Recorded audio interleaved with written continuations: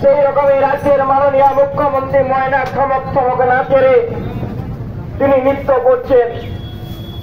ওনার উত্তরবঙ্গে যাওয়ার সময় হয়নি, আমরা একটা কলে রেকর্ডিং এ শুনতে পেলাম তিনি প্রকাশ্যে বলছেন যে এখন তৃণমূলের অনেক বিধায়কদের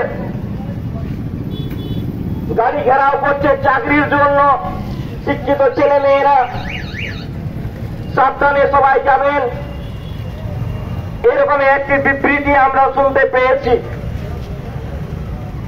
সেই কারণে আগের থেকে যেহেতু তিনি জাননি, আমার মনে হয় তৃণমূল কংগ্রেসের এই কালচার তো আর পুরনো নয়, এই কালচারটাকে তারা আরো প্রকাশ্যে নিয়ে এলো যে বিরোধী দলের কোন নেতা মন্ত্রী এমএলএ এমপি যদি যায় তাদেরকে ধরো আর মারো।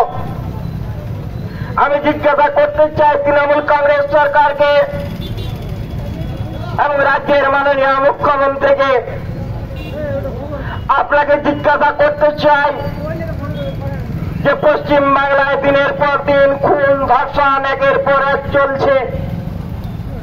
এই রাজ্যে একজন মেম্বার্স অফ পার্লামেন্ট যিনি খগেন মুর্মু এবং বিধায়ক শঙ্কর ঘোষ, কেন তাদের উপরে এরকম অত্যাচার হলো, কেন রক্তাক্ত জখম করা হলো?